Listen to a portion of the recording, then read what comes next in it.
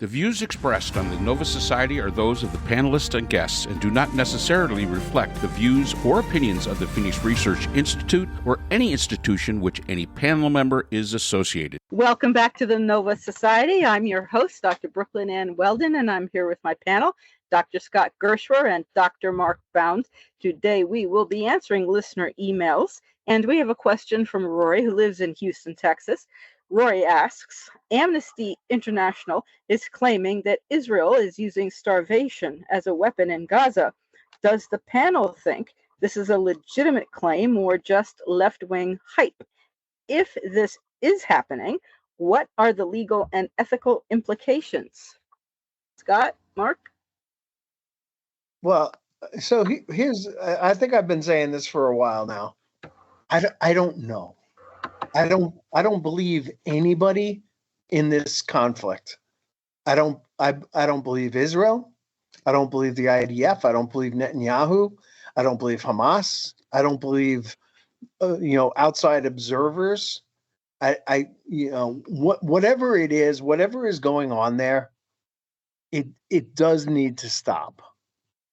And Netanyahu has to go. I don't know what it's going to take. I know that the Israelis are out there protesting. I know they want the hostages home. They want negotiations to get the hostages home. There are 20 living and a bunch of corpses that they want back, and they need to end this. And I thought Tom Friedman, I think it was, had a really interesting point. He said, if you are killing civilians to get to the leaders of Hamas, the mastermind of 10-7, the guys who make the organization run, it's kind of something you can see. But when you're killing third raters, young people who don't know what they're doing, or old men who can't really fight, and you're putting all these civilians and journalists and hospitals and people who are just innocent bystanders, you're putting them in the way, then you've lost your moral compass. You can't justify the target. I mean, the target in this hospital thing was a camera. They wanted to destroy a camera that they said, I guess, was seeing them coming or something, and they wanted to destroy a camera, and they killed 20 people who had nothing to do with it, and journalists. Now, are they real journalists, or are they members of Hamas who have journalistic credits and, provide information for Al Jazeera or BBC or whatever it is? I don't know. And I wouldn't listen to what they had to say anyway, but it doesn't justify what they're doing right now. And the Israel needs to end this. You can't disagree with any of that, plain and simple. Amnesty International, I'd like to know, how they came up with the data or whatever that they're making the statement that they're making. Is this just, well, there are people starving, therefore it's a strategy, therefore it's this, therefore it's that? And let's remember, Amnesty International, and I'm not criticizing the organization at all. What I am saying is that they do have an agenda of their own, and their agenda is to call out human rights violations. So they have a tendency to see human rights violations everywhere. As Scott says, if you're trying to kill Hamas's leadership, and you've got to go through the population to do it, then this has to stop. It's that simple. So I wouldn't say that it's left-wing propaganda or anything like that. What I would say is it's something that you would expect Amnesty International to say, knowing the organization. I mean, it is something that you would expect. It's not a surprise. How true is it? And I'm with Scott 100%. Who knows? You can't believe anyone. You can't believe even the Americans. I don't care. You cannot believe anyone when it comes to this conflict, because they're going to put their own spin onto it, and they're going to look at it from the perspective that fits their agenda, let's just say. I find it very disturbing, the number of journalists that are being killed. I think that's very disturbing. And I saw a video from I-24, which is an English-speaking Israeli station, where basically the person on there making a comment is about time. So he was kind of supporting the fact that these journalists are being killed because they're not Israeli journalists. But, hey, they were from Reuters. there from AP, there's been a lot of journalists killed. But let's face it, journalists understand the risks. If you're going to go into a war zone, they definitely understand the risks. Yes, you want to keep the journalists protected so you can get the real story. There's no doubt about that. And I support that. But for somebody that is supposedly also a journalist who's on I-24 to come out and say, well, too little, too late, or something of that effect.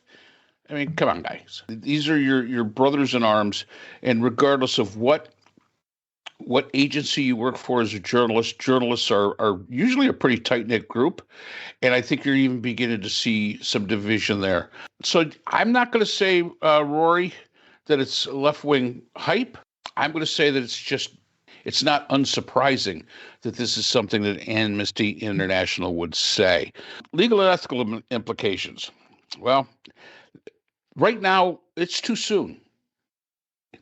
We're going to see who gets charged with what by the International Criminal Court, those that actually follow it, and that'll be down the road. I mean, right now, we're still in the conflict. Legal and ethical, those people that are conducting these kind of things, they're putting themselves in jeopardy legally and ethically, and we won't find out what exactly happens with this until it's all over, and we're able to clear back the smoke and take a look and see who's done what, because there's going to be a lot of finger pointing. There's going to be finger pointing everywhere. And I think that's really what we're waiting for right now. But first, get it done and over with, and stop the insanity. But is it not obvious and empirically evident that no food or water is available to anybody in Gaza, and that has been so for quite some time, which would be, at least in my estimation, a weaponization of food and the lack thereof in the pursuit of this conflict against the people? I mean, you can, you can also say, well, it's against Hamas, true.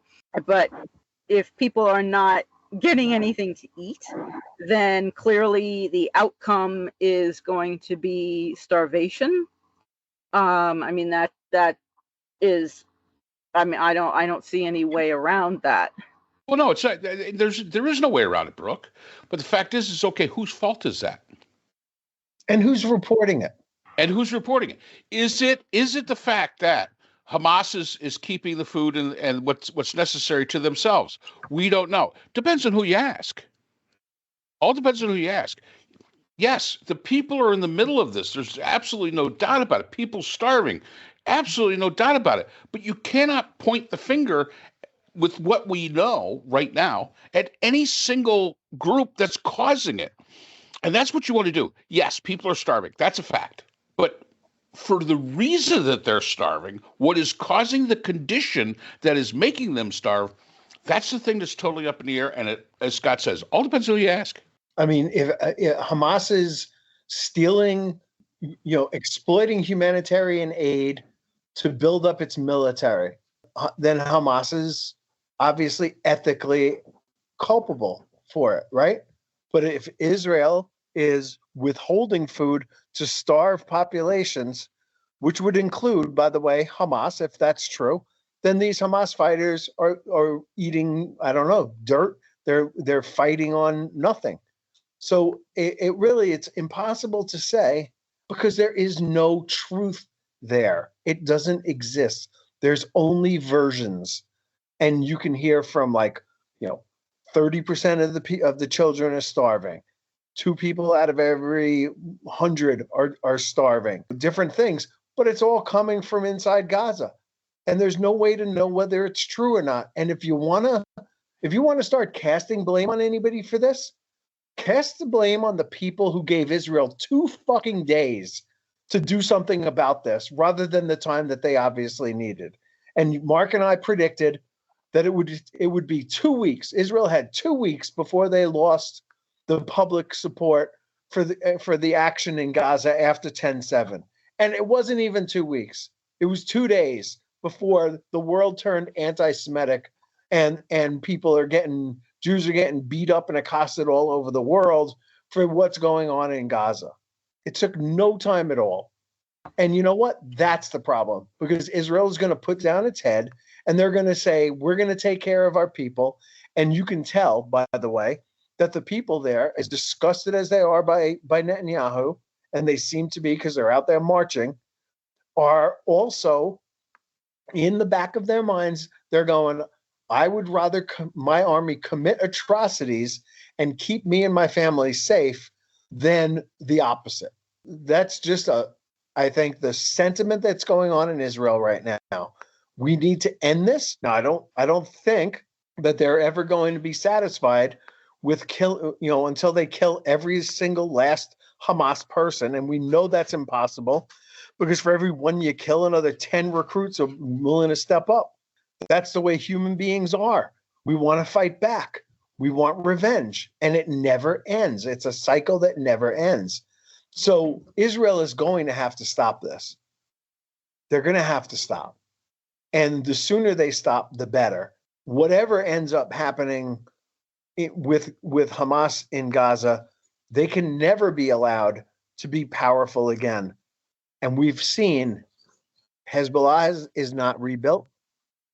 In Iran, they've really turned inward more than outward, I think, although Iran is still sponsoring actions around the world, but they're really not in a position to oppose Israel at all, or the United States for that matter. You're never going to get perfect, and you can't let perfect be the enemy of the good. And they've got to stop. They've got to stop this. Yeah, and we also have to remember why this started. This started because a day in October in 2023, there was an attack. It wasn't Israel making the attack. It was Hamas making the attack on cities in Israel and a group of young people that were celebrating. So that's where this all starts. Now, we have made numerous comments about probably Israel should have known that this was going to happen. With the resources they've got intelligence-wise, they probably should have known. And I'm still of the camp that says, I honestly cannot believe that they didn't know. It just boggles my mind, just knowing how good they can be at this kind of stuff. But it started there. That's where it starts. And yes, I know we have things like the Geneva Conventions, and I know we have all those kind of things to make war, supposedly civilized. War is not civilized. You want to end it quickly? This isn't a gentleman's duel here. You want to end it quickly. You've got to end it, and it's bad. That's why we should all avoid war, because war is bad. It really is bad, and we should avoid it. But, somebody's going to have to step and say, listen, just as Scott said, I don't care about the atrocities that my army commits. I want it to stop. That's been kind of the attitude throughout history, and I think we forget that. That was the attitude in World War II. That was the attitude in World War I. That was just because the Geneva Conventions didn't make war less terrible, less horrible. That's kind of like that diplomatic thing. Let's, put some rules to it and make it more civilized. War is not civilized. No war is civilized. Civilized beings would not commit war. So, I totally understand. And Scott's right, showed how bad we are at predictions, because we said they got 2 weeks. And I'm going to stick with Scott's assessment. I think it did take 2 days. And they turned because it wasn't civilized enough. But then again, those that turned on them were those that had no dog in the fight. Their cities weren't having rockets shot at them. They didn't have people that were hostages. So, yeah, unless you got some skin in the game, maybe you ought to just shut up and let them battle it out and be over and done with. Yeah, which is the policy I've always taken about Israel. I don't know what it likes to live in Israel. I've been there a couple of times, but I've never spent enough time there to know what it feels like to live in a physically tiny country surrounded by people who want to kill you all the time, and to really have to fight them off tooth and nail every single day, being clear that you're going to hold on to this little tiny piece of land no matter what.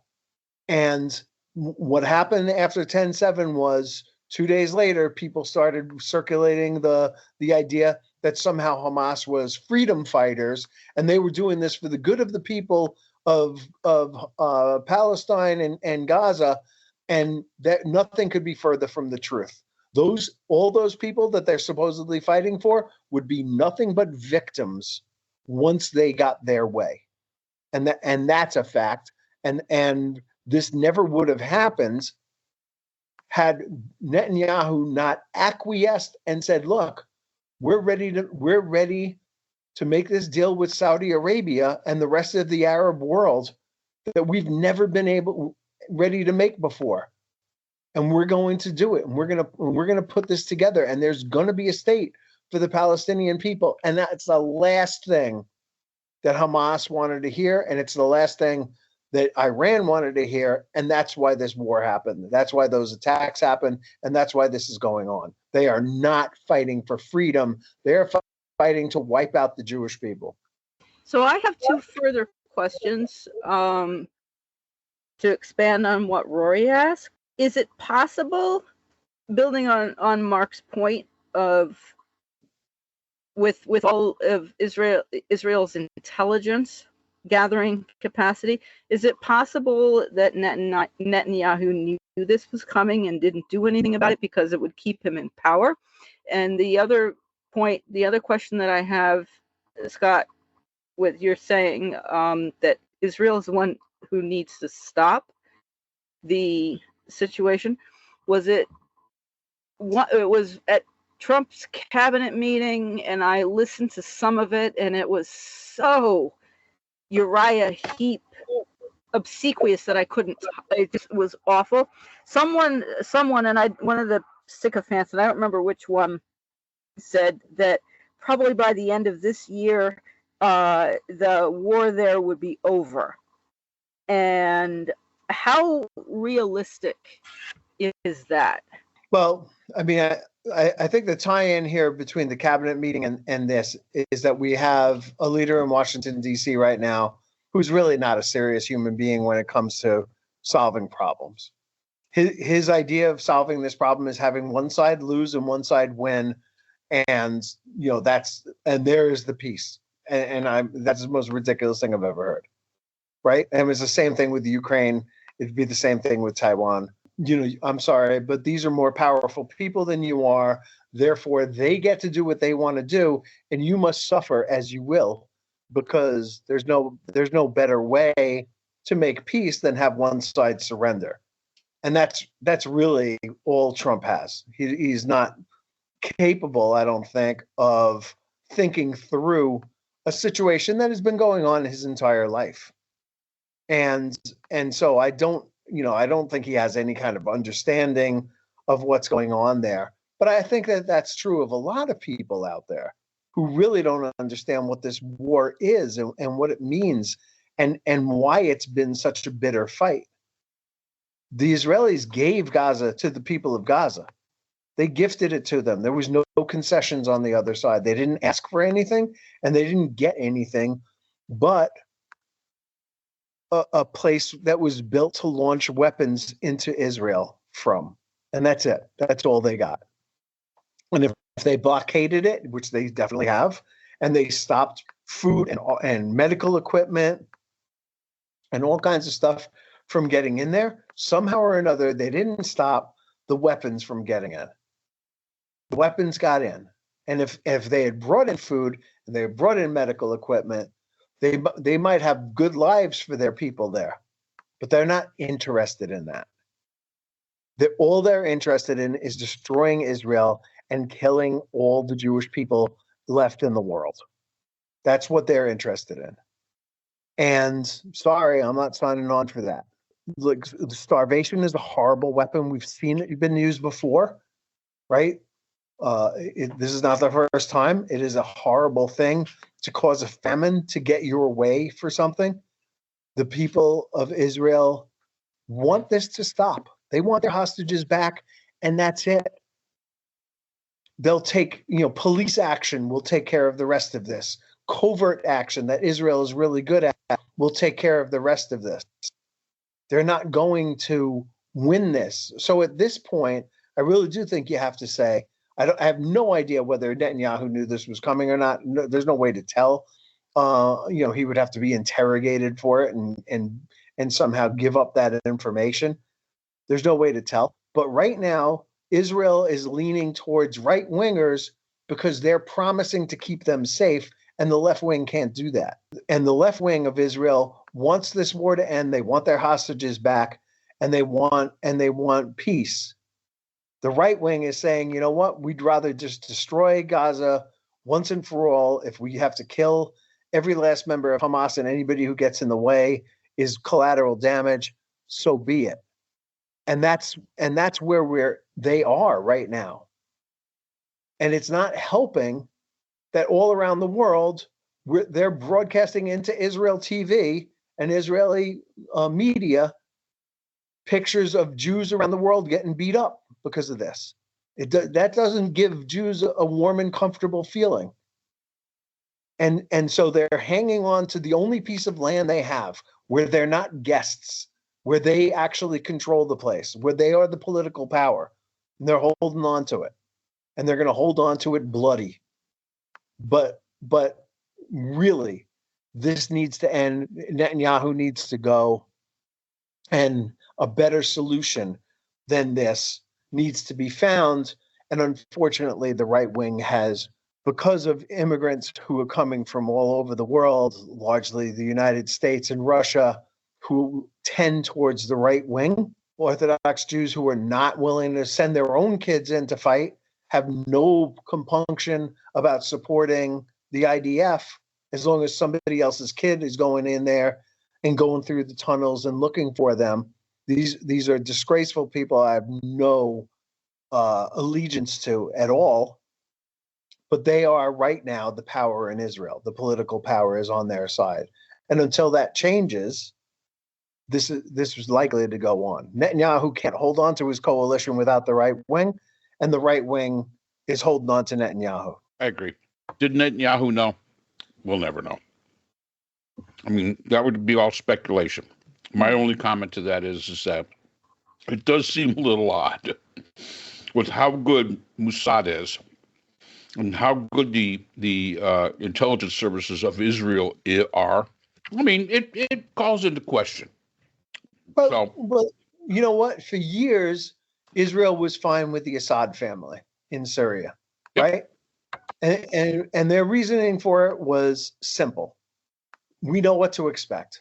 Mm-hmm. Syria does something that we don't like. We bomb them, send them a message, and they acquiesce. They quit. And everything goes back to normal. Is it possible that Netanyahu looked at Gaza and said, all right, well, maybe they'll overrun a few kibbutzes or try to take over an army station in Israel? Possible? Is that possible? Yes, we'll let them do it, and then we'll fight them. We'll mow the lawn, as they like to call it. Mm-hmm. And we'll go back to the situation that has existed since they took over the place in 2005. So was he wrong? Maybe, yes, possibly, about the degree of violence that went on that day, that it was so horrific. It's almost unthinkable. Could be. Mm-hmm. It certainly could be. I mean, I'm not putting anything past Bibi Netanyahu any more than I would put it past Trump or any more than I would put it past Hamas. These are horrible, bad people. And I don't trust anybody there. There is nothing to trust there. I totally agree. I mean, and what I would say to Rory is we cannot apply logic and sensibilities to this entire situation.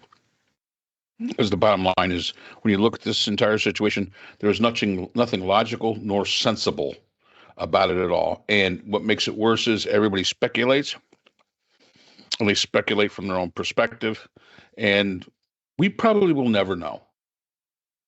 And I think that's just something that we have to all understand, is that when it's all over and done and the smoke clears, we may never know truly what all of the ins and outs of this conflict, which was an absolutely terrible conflict. And just like all conflicts, we hope they never happen. So hopefully we answered that one. Before we wrap up Rory's question, Scott, did you want to add anything more about legal and ethical implications going forward? Well, I don't think there's anything illegal going on, and probably not much ethical going on. I think we can all say that ethics has probably been thrown out the window. Well, consequences after, or is this simply going to drag on and become like a low intensity situation that just goes on and on and on? Or could we have a DMZ, demilitarized zone like North and South Korea, where it's never over, but it's sort of separated until the next time something starts? I mean, if the entirety of Israel wasn't the size of the DMZ in Korea, I would say that that's possible, but unfortunately it is. I mean, we're not talking about a big area here. So, you can get from one end of Israel to the other with fair ease by car, in the course of a day. It's 6 or 7 hours, probably, depending on traffic stops. It's look, this is obviously horrible, but there's not going to be any like legal implications. The only question right now is how long is Bibi going to keep this up before he has to stop it, and then at some point or another, right after that, figure that the Israelis are going to, have a vote of no confidence and start trying to put together a government. But it's not, even that is not, it's not a lock, certainly, that they'll have anything better than what they have right now. Because the truth is that the more under attack they feel, the more right wing and violent they get. Right. And and the same thing happens on the other side. Right. And it's not a peace agreement. The cycle of violence just continues. Right. That I can conceive of, and I don't know what would make anyone think, oh, it'll be over by the end of the year. That's like saying, well, I'll have the Ukraine Russia situation settled before I'm even in office, and it'll take 24 hours. Okay. Right. It's always been thought. It's always been a lot easier to get into a war than get out. How many times have you heard, well, we'll have the troops home by Christmas or whatever? Yeah. And obviously it never happens. Yeah. So yeah. Getting out of these situations is a lot harder than getting into it.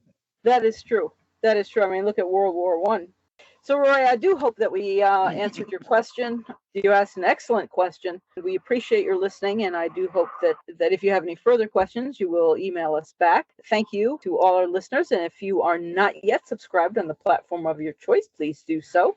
We appreciate all our subscribers and all our listeners. Do stay safe.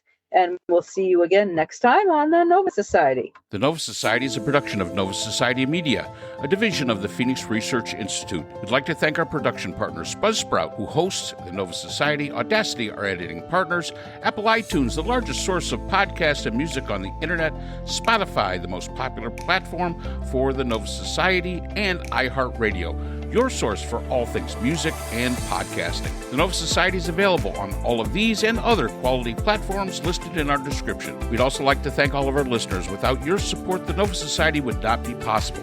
If you have a question or comment, we can be reached at nova.society.podcast@gmail.com.